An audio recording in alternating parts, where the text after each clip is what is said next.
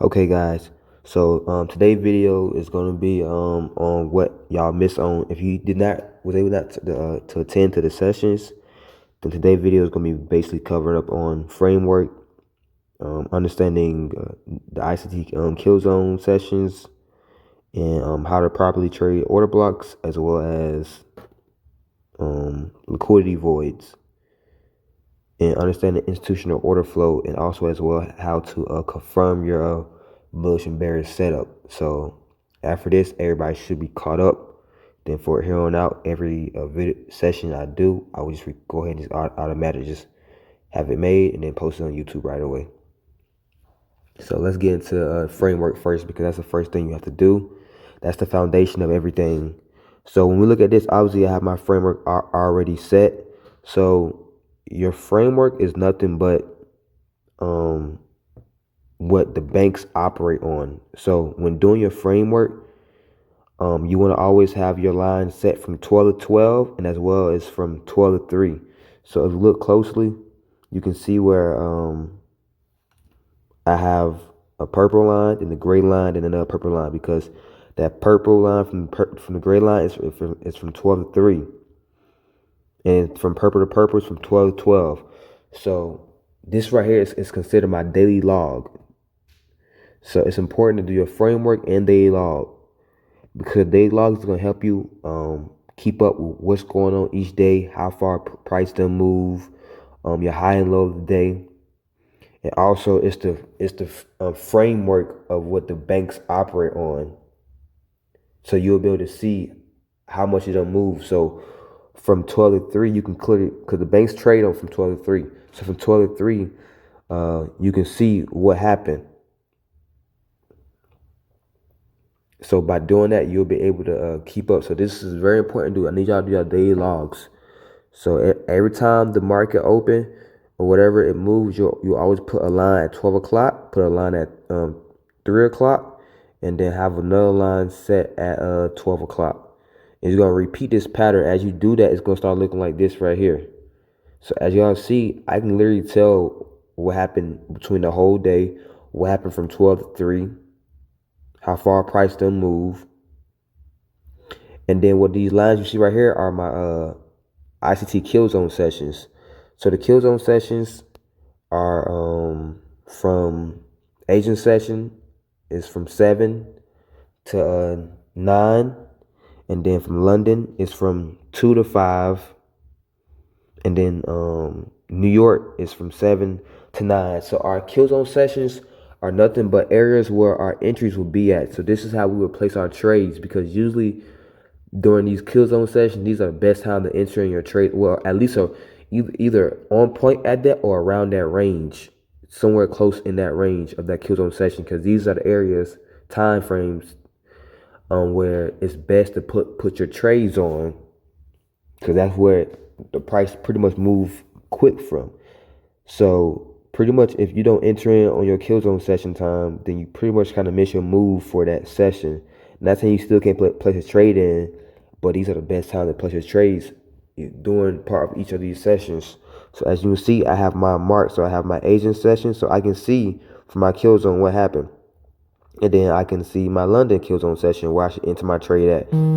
So as you can see, I see the London. We have my London kill zone session, and then we have my New York. So from there, you can see what's going on, how to place a trade. So just imagine if you didn't place a trade during this time zone, you wouldn't be able to got in this trade right here, or even here, like our order block set up. If you did not, you see right, this setup happened during New York Asian session, New York kill zone session, and London kill zone session and New York kill zone session. So as you can see, we had liquidity that got taken out right here. We have liquidity below here. Where's liquidity? That's nothing but orders being placed in the market, like stop losses, buy stops, sell stops. What's below here? Sell stops. So when trading our order blocks, we want to wait for liquidity to be taken out. So as you see, liquidity has got taken out. Then the next thing we do, we wait for the high of the down close candle to get taken out and wait for that pullback, and that's our entry point. So as you can see, this setup happened like around New York. So this is what I mean by like, if you didn't got enter in like around right here during this range, you pretty much would have missed your session, or at least enter in between the framework from 12 to 3 from when the market opens. And as you see, if you look from 12 to 3, this is when the most activity is happening. Always from 12 to 3 is when the most activity is happening. So from 12 to 3, then we kind of break it down to our kill zone session when to enter in during that 12 to 3. So that's why I have my my daily log set, as you see, from 12 to 12, from this purple is 12 to 12. So I can clearly see what's going on from this setup right here. So as you can see, then your entry would have been here and here as well. And then what happened? What price came up? Now it's a whole new day. So price came up and then what? Retraced back, right back during what? During London and the crossover of doing London and then the crossover going to New York.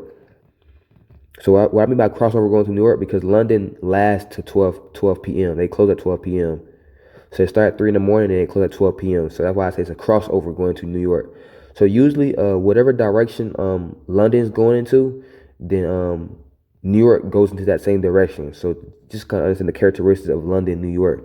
So that's why I like trading in the best time frame I trade, because that's when the most activity is going on. Because like I said, let's say if London is going up, if we're going up during London session, then when New York session open up, you can expect a retracement like you see here. London, going to London session, we was going up, and then what happened? Going into New York, we had a retracement, and then it continued to go up. So as y'all start studying price during London and London New York session, you will see that okay, during these time frame, this is when price start going up. So the whole point of ICT kill zones and doing your daily log is so you can be able to know how to place your trades during each session and also to keep up with everything. So as you see, I can zoom out and I can look at on each day what happened. And these white lines, as you can see, the white dash lines is basically what happened in from an entire week. So this when the market had opened back up. So this is literally from this high of the week and this low of the week. So now I look at this, right? So guess what? The market had closed right here. So we know, hey, this is now what? This is the low of the week, and then this is the high of the week. So we have a whole week of data. So that's how you do your daily logs. So that's very important that y'all have to do. And let's go to our framework. So I already have my framework set already because this is something I look at a lot. When doing your framework, you want to look for clean highs and clean lows that has not been taken out yet. So we go to the monthly.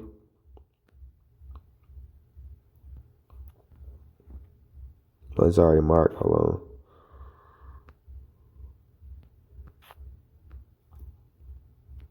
So as you can see, like I said, my chart's already marked.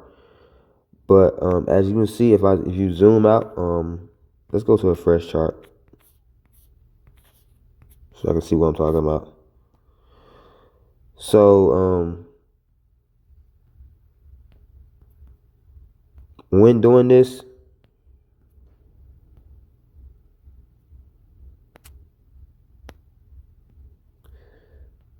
what you want to look for, you start with the monthly, weekly, and daily. Why do I say the monthly, weekly, and daily? Because the monthly, weekly, and daily is going to let you know your overall time frame. So the whole important of this is you want to look for clean highs, clean lows, equal highs, equal lows. Because what's above this, you're looking at where what's above here is stop losses. What's below here is stop losses. And this is where people sold at, where people buy at. So what's below that? Liquidity. You have people who are expecting this to break out.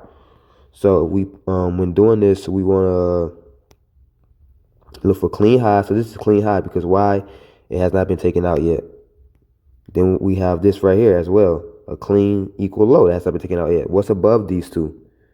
Equal stop losses.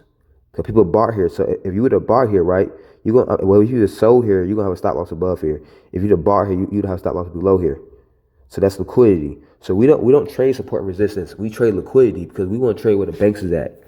The banks always look for where liquidity is at.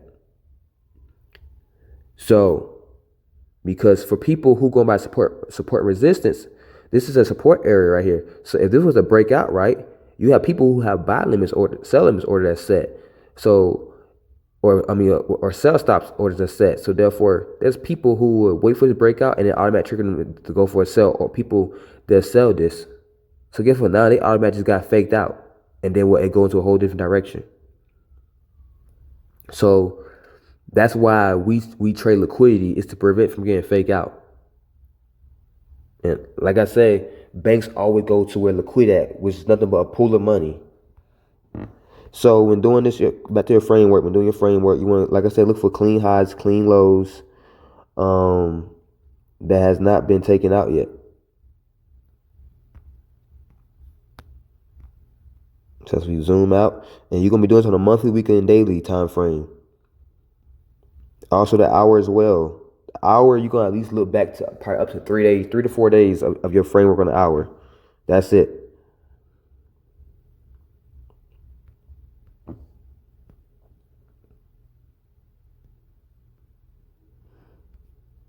So when doing this, now you have your main now you have your clean highs, clean lows. Then we go into the weekly. We go to the weekly and we can clearly see what's going on with the monthly. The weekly and monthly are not too much difference. So by doing this right, we're going to do the same thing. Looking for clean highs, clean lows. It's pretty simple, y'all. You're just looking for clean highs, clean lows, because what's above that? Liquidity. I already tell you what liquidity was. So it's pretty simple on how to do your framework. Because when you're able to do your framework, it give you a range of where price is at and how to trade it. So that's why it's important to do your framework. So we have that. Now we go to the daily. So when you go to the daily, you're able to see the same thing. Clean highs.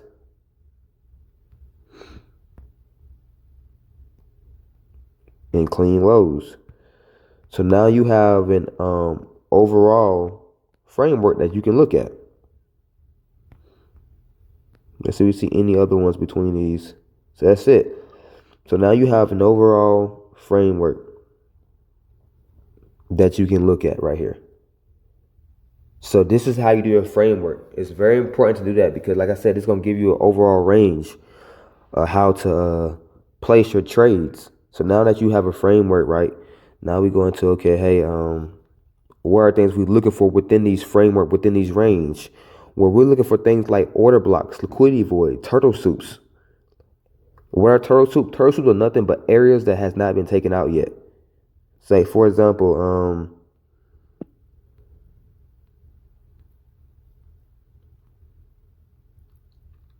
turtle soup is pretty much when it takes the high of a price out and reverse back down, or it takes the lower price out and it reverse up. That's a turtle soup pattern. It takes the wick of the price out. That's a turtle soup pattern. So when looking at stuff like this, right? Like for example, this is a turtle soup pattern. What happened? Price came out and took the low of this. Put an arrow here. Price came all the way down and took the low of this wick out, because that was the lowest point where price came down before it closed up. And you see, it closed above here, even though it came down and broke a little. But look where it closed at, because why? All it needed to do was take the liquidity out, because there's people who bought there. So that's a turtle soup pattern. Is when, like I said again, what is turtle soup pattern is when it takes the wick out, which is where the price is at. When a wick get taken out of the lowest point where price just came from, expect a reverse move. And as you see, these patterns happen all the time when you see stuff like this. And then what happened next? Now I'm kind of going depth what institutional order flow is. After this got taken out right here, what do we have next? We have a void that had to get filled right here. So we had a turtle soup that got taken out. right here. Let's turn this gray. So we had a turtle soup. Let's kind of rewind this back so y'all can kind of learn. Let's replay this. So now we're gonna go in depth of what turtle soup is, as well as institutional order flow. So we have this void right here. We see this range from this range to here. We have this void right here. Price came all the way down, right? Because it was a void. You had what a void is when there's a one-sided market. No buyer has a chance to get in. We're really in the imbalances. So you have a bunch of imbalances as well when there's no wicks between the candle of the body. If you look here, there are wicks between the candle of the body. But here, there is no wicks between the candle of the body. So it had to come to fill that out. Once that got filled, what happened? It started slowing down. So this is what I mean by running to high liquidity to low liquidity. So when we trade, we want to look for price to run into low liquidity and make our tests off of that, not high liquidity. So you're probably asking, well, what's the difference between high liquidity and low liquidity? Well, low liquidity runs are nothing but order blocks, turtle soups, liquidity voids, breaker block, fair value gaps. Those are all examples of low liquidity because those are areas where price can go into very easily. So whereas high liquidity is the opposite. It's when you don't see none of those things. When you don't see none of those things and the market is balanced out like this right here, where there's no gaps, there's candles between the body, that's considered a high liquidity. So it's gonna have a much harder time to go through that.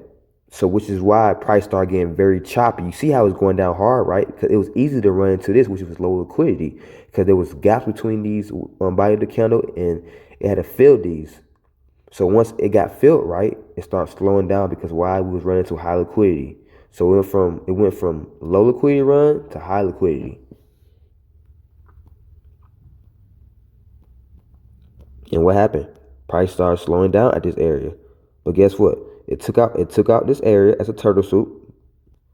It's a turtle soup pattern.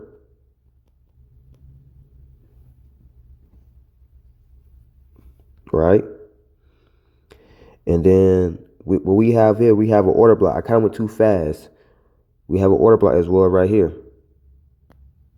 So we have our order block set up. I made a video on this already. It was a video about the order block theory. If y'all go watch that video, it was a video specifically on order blocks.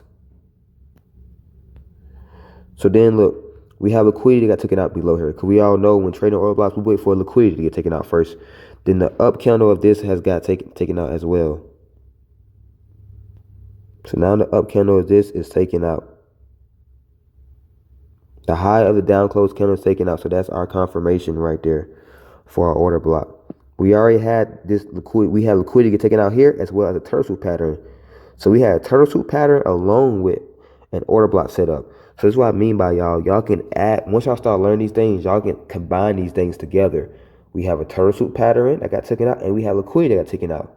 And then what we had a high of this got taken out. So these are all signs of a reversal. And we have high liquidity that is running to right now, which is why it started getting very choppy. So now that price did this, right, we wait for price to tap back in. So we ask ourselves, what is the next institutional order flow? Well, guys, I'll explain to y'all what institutional order flow is. It's basically price running to high liquidity to high liquidity run to low liquidity run. So we know what's above here, gaps. This is a fair value gap because why? There are it was in the range, and then we had a void. So why? Because what? There's no wicks between the body of these candles. So this is a void. It's a one-sided market. What's that? Because no buyers had the chance to get in. That's considered a void. So we know just based off it took out a low as a turtle soup pattern, and then what? Now we have our confirmation of our order block. Liquidity got taken out here, and then with the high of this got taken out. The high of down candle got taken out. So we know, guess what? We know automatic, once price came down to this out, we know automatic, okay, hey, it has to go back up to here because this is the next order flow of things. Why? Because this is where the next void is. So instead of going by structure, we don't go by structure. We go by order flow. We go by institutional order flow. So when you hear institutional order flow is nothing but where is the next low liquidity run at? Because why? This is where price can run back into very easily. So as you see, institutional order flow is nothing but low liquidity runs and high liquidity runs getting run back into back and forth. So we at high liquidity. Now what's next institutional flow? This void right here that has to get filled. So we know for a fact that what price has to fill this back up. You already have your entry confirmation for your order block. So you wait for the pullback at this level, and that's your entry. Price does that, you have your entry now. And you have multiple entries here. Let's watch how this play out. Price goes up, tap in again, so that's a second entry. So you could have got it in twice. And then what happened? Price filled this. You think this just stopped at any level? Price came specifically to this level right here. Right where this up candle is. It specifically came to this level. So take profit would be right around this range because why? You know price is going to be going up. So this will be a take profit would be at. So y'all wonder, okay, how do I do my take profit? Stop loss would be below here where liquidity got taken out, and that'll be and then your take profit would be above this high. Second take profit will be where this void got filled out because you know, okay, hey, once price get to this point, I know it's gonna be some retracement. That's all institutional order flow is. It's nothing but keyword institutional order flow is nothing but price looking for the next low liquidity run where it can go into easily. Once it go into a high liquidity run, it get very hard. Like this, like I said, you see how price came down, got very choppy because this was high liquidity. Everything was filled. There's no order blocks. There's no voids, no gaps. Everything is filled and balanced out. So therefore, it had a much harder time to get through. Plus, you had a lot of AKA that, which I love to go by, support and resistance, that it had a breakthrough on top of that. So it was more easy to tap into this area of liquidity void. A liquidity void is nothing but when it's in a range and then shoot down hard like this. That's a void because no buyers had a chance to get inside. So you wouldn't wait till that get filled. Now guess what? Now that this is filled, right, for those who want to sell it, guess what? This is filled. So now guess what? You know you can sell this. Take profit 1 here, 2 here, and below here, 3. You have 3 different take profits. But the goal is to catch the most easiest one. We're not trying to, you're not going to be able to catch the whole move. The goal is to catch the main major meat of it. And then after that, just let it play out. Look for the next setup. So guess what it's going to do? Continue to go right back down. So as you can see, it fills that. And then what? It shoots hard down. So as you see, it came down right now. We have a same pattern. We have another liquidity void. So as you see, guess what? Guess what's going to do? It's going to fill this back up because it's going to be easier to get into. It just took out 2 previous lows. Now we're starting to run into high liquidity because everything's almost getting filled. So it's going to be easier for it to fill this void up. So now you know, okay, hey, I can expect this to get filled. And then what happens?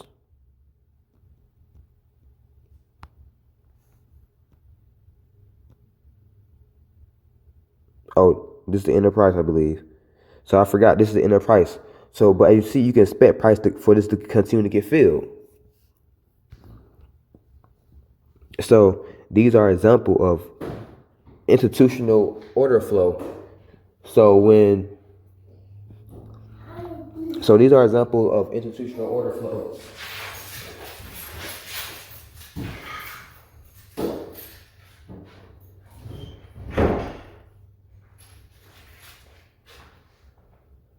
So these are example of institutional order flow right here. My bad, my kids just woke up.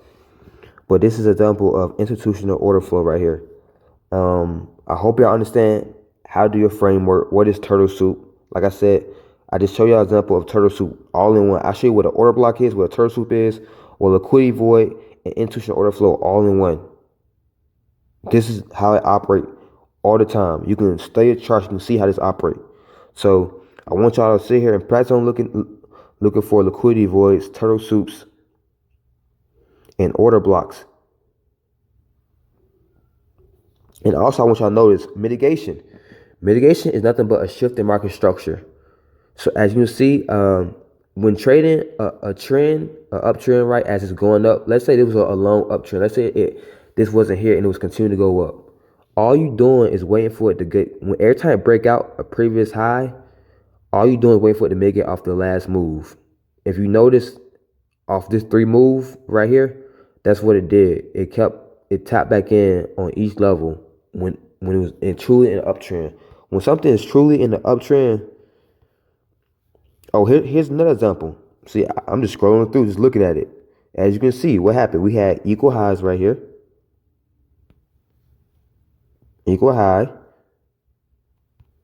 And then what happened?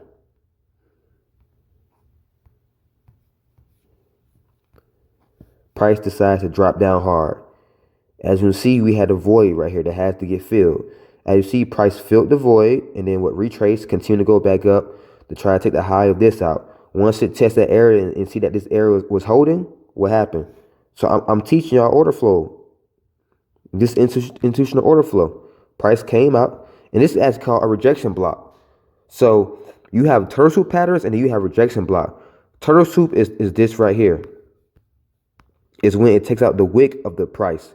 Rejection block is similar to turtle soup, but the only difference, instead of taking out the wick of the price, it takes out the volume of it.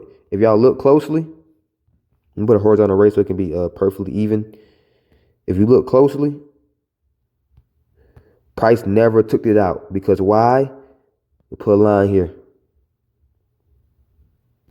Why? All it needed to do is do what? Take out this. So here's another example. Let's replay this so y'all can see what I'm talking about.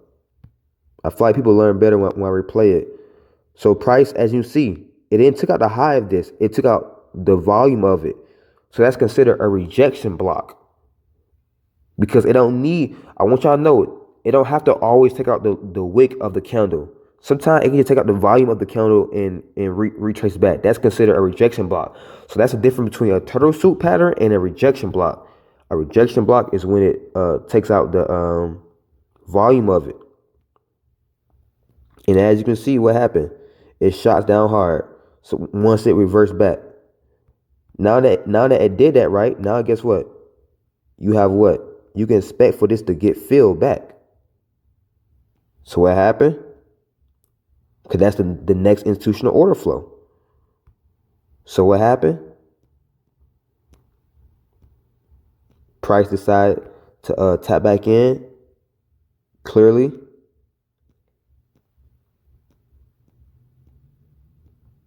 And as you see, it started getting very choppy because what? It was running to high liquidity. If we zoom in, everything in here is filled right here. From this, from 1, 2, 3, 4, 5, 6. 6 candles is filled. After it filled this void and filled this, everything is considered high liquidity. So therefore it's going to start slowing down. And then what? It taps into that, and then what happened? Drops down. So now guess what? We can expect what the next order, where's the next order flow is for it to take this out. And this is something that's constantly happened in the market over and over again. Now, of course, it's not going to go down fast. The one thing I know, once price shoot down hard and it fill it up, it's not going to never go down hard like it did before. Oh, here's a mitigation situation. So when it was in a trend, what happened? Price came up, and look, I just want y'all to notice this. This is what I mean by mitigating off of each level when it's in a true downtrend or uptrend. You see? Just look at these levels right here. Every time it broke out of a level and it was in a true trend before this happened,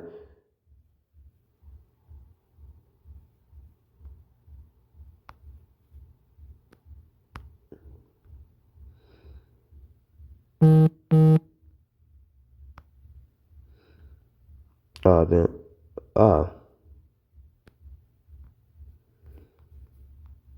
in the middle right here. So before this happened right here, right? Look how it was mitigating off of each of these level. Came down, came back to the same level. Came down, came back to the same level. That's what I mean by mitigating. It's mitigating off of each level. So when it's in a true downtrend or true uptrend, this is how you trade with the trend. Every time it pulls back and mitigate off of it, that would be your entry if you was gonna try to get an entry in with the trend.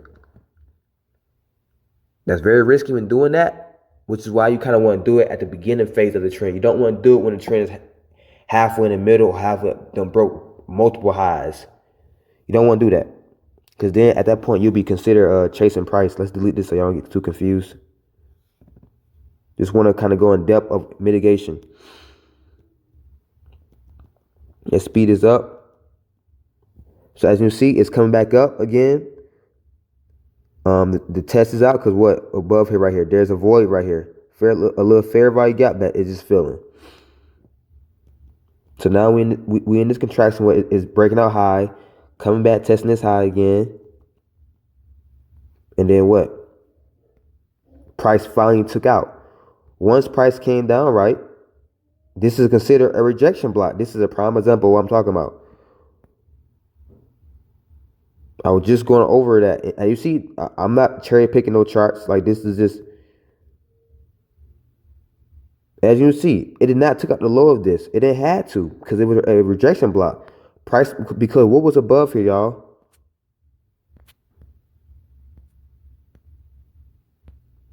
What was above here? Liquidity. There's a whole bunch of orders right here. A whole bunch of orders that has not got taken out. So once price came down, right, and came back into this area, right, and then started making this momentum, you know, okay, hey, the next order flow is for price to take this out right here.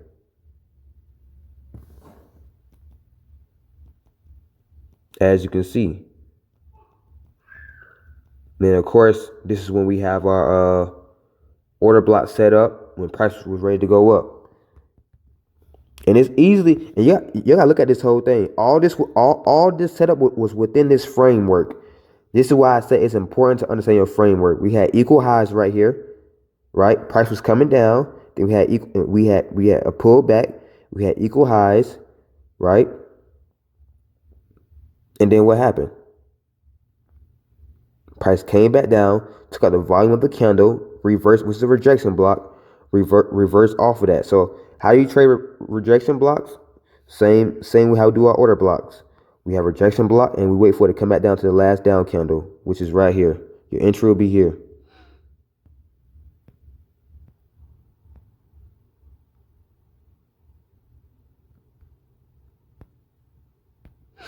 This will be an entry point when trading rejection blocks. Whenever it comes back to that entry, to that last area that it just broke out of. And all these setup was within the framework of you doing your framework. From understanding from going from high liquidity to low liquidity runs. So I hope that makes sense to y'all on how to trade, how to do your framework, understand your daily log, how to trade from high liquidity to low liquidity, how to understand turtle soups, what is a turtle soup, what is a rejection blocks, and how to understand how to trade with the trend when we're in the mitigation area. And all, like I said, all this is off of this one little range. So you already know once price came here and took out, you already know the next step was for it to go here. Because why? It already showed you right here that when price came down like this, when price did this right here, came down and closed all the way up, that right there is showing that there's a lot of buying pressure. It didn't need to break below here. That makes sense? So guess what, guys? If we let's cancel this. So when looking at this, right, now that price is at this area, right? And now that price filled this area right here, because now this is filled. It was coming up also to what? Fill this area, because what was above here, guys, that never got filled? A liquidity. All in this range. Liquidity. Once it took out liquidity, what was above liquidity? Voids that had to get filled. From this area right here.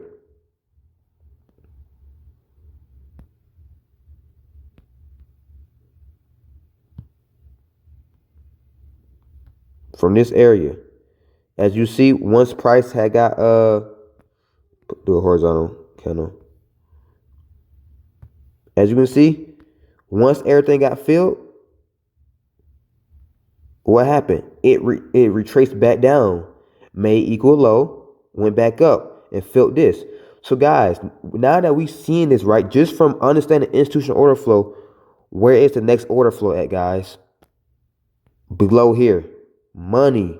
There's money all below here that has not got taken out. Below here. So guess what? It's showing you that it want to go down. It's showing you that. We can expect for what? All this to get taken out because there's liquidity below here and below here. So, and it's on a daily time frame. So you'll know how to set up. And then how do you confirm this setup? Well, by looking at the dollar index. I don't want to make this video too long. I will make a separate video on how to confirm your setup. But I'm going to tell you right now, the way how I confirm my bullish and bearish setup is I look at the dollar index because why? I only trade 3 pairs: Euro USD, Euro AUD, and gold. So when the dollar index is going up, Euro USD literally does the opposite of what the dollar index does. Gold, it does the exact same thing, but it does it goes in the opposite direction. So gold and Euro USD goes in the opposite direction of what the dollar index does all the time. You don't believe me? Do a case study on it. Watch it. But I can show you right now. Let me clean all this up. Let's go to Euro USD now, and we're gonna end it with this because the video getting too long.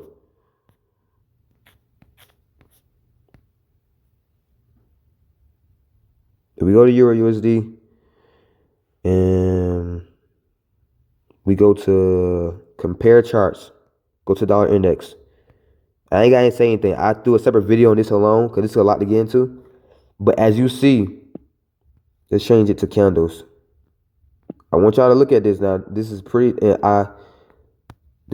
awesome when you know this.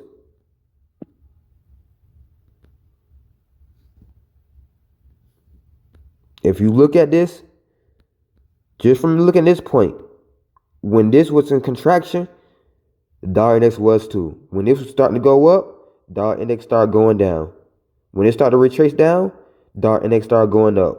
And when it started going up, dollar index started going down. It literally does the exact same thing, just the opposite. Literally. So if you understand this in divergence, you understand how to confirm this. And as well, another thing, how do you confirm the dollar index? Well, guess what? By looking at the interest rates. And that'll be a whole nother topic we'll go into. It's a lot to go into. So other than that, I hope y'all had liked the video. And if you feel like you got any value in this video, make sure you like, subscribe, click the notification bell button so you can get all notification when I place my when I make my posts, as well as share it as well. I have a Discord group that is free for anyone to join, where we do live sessions every Friday and Saturday, as well as we do from 12 p.m. Eastern time, as well. We do live trades as well on Thursdays and Friday as well. So join this group. It's for serious traders, for people who's really trying to learn. Because I know sometimes when learning ICT, it can be very hard to learn, but it's worth it once you start understanding it. A lot of people just don't understand how to trade, and that's why, especially order blocks, it's a lot going on with people saying the order blocks don't work because they don't know how to trade it properly. And then when I ask them to show me their order block setups, it don't be proper. So I'm like, okay, let me show you how it really works. So anyways, I hope y'all understand this. Make sure y'all do your homework. Go back in your charts, look it up for yourself. Don't go for my word. Look at this stuff yourself, trade it, and let me know. If you have any questions, comment below and I'll get back to you.